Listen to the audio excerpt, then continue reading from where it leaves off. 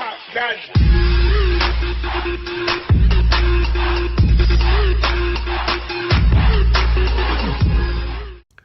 Now I'm going to show you how to put these in here. Ready?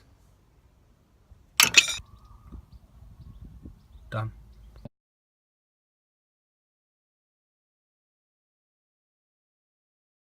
Replacing these brake pads here on my track day car, which is here. First off, I'll show you, the first thing I would say to do is to undo the wheel bolts as it's on the floor. Don't try and do it when it's in the air because it does not work very well. Here we go.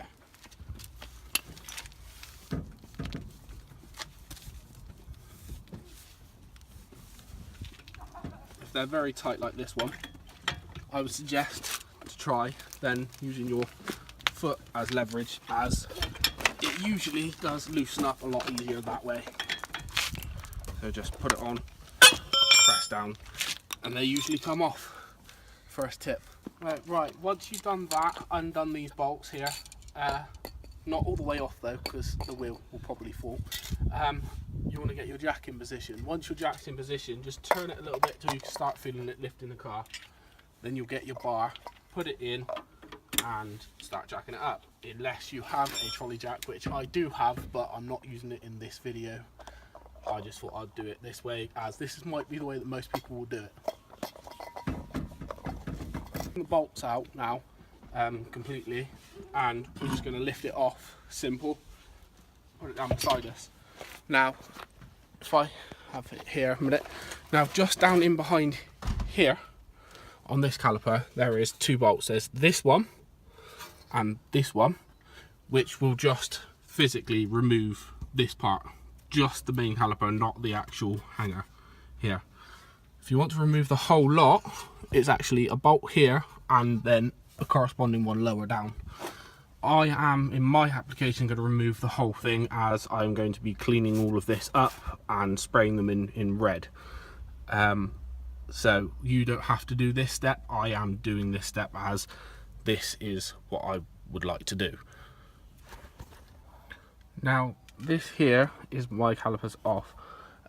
These pads are getting a little low, as you can see if you look at these pads.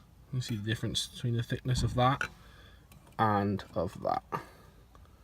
So yeah, these are just being replaced. As I said, they have these little indicators here that tells you when that they are getting low.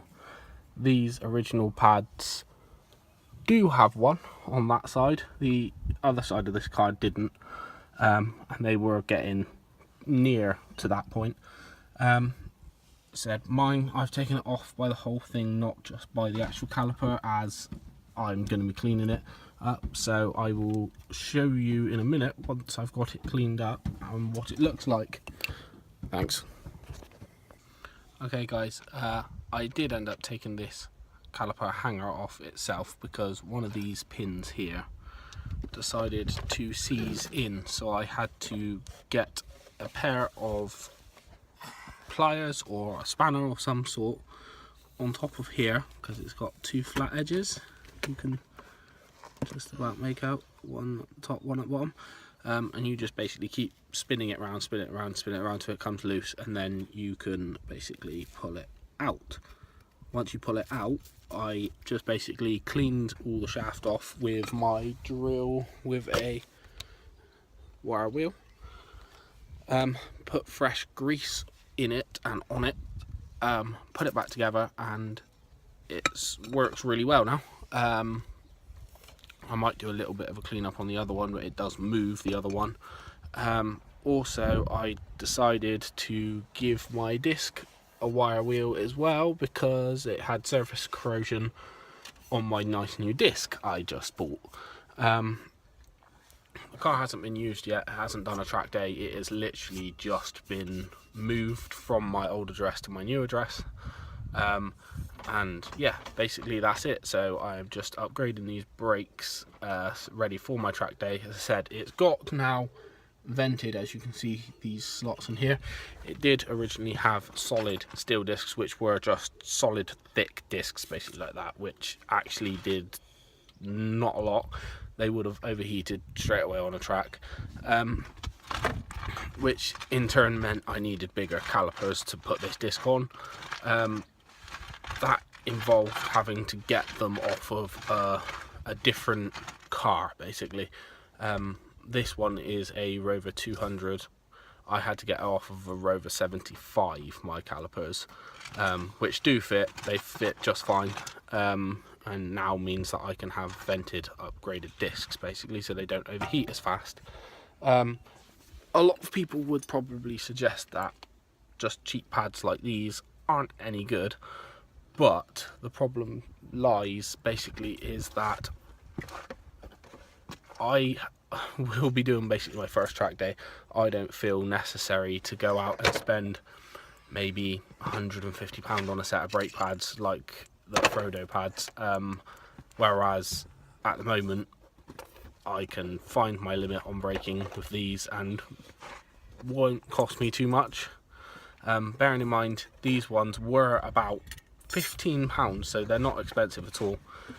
Just to give you this here I was telling you about, basically what it does is, if you see here, when it wears down to a certain point, that will just do that on the pad, on the disc, sorry, basically, just to give you that indication that they are worn down far enough now. So yeah, I'll just see how well these pads last, or how good they are, and I can give you a bit of a review on them, I guess. Alright guys, with a little bit of struggling, I have managed to get it all back together. All done. New brake pads in. Job was a success. All I've got to do now is just do the normal, putting the wheel back on, lowering it all down, tightening all the bolts down, and then I think I am done here. So guys, if you've stuck with me this far, thank you very much. It does mean a lot. I'm trying to get better with my videos, and I will be hopefully putting up more stuff on the track car. Stuff I think you guys will like to see. Stuff that is not explained by everybody. So I found it very hard to find a lot of the information on how to do it. Learned a lot of it myself. So yeah, keep posted, and if you hit that little subscribe button and the bell, it will tell you when I make a new video. And at the moment all the videos should be on my track car, so keep looking forward for them. Thank you guys.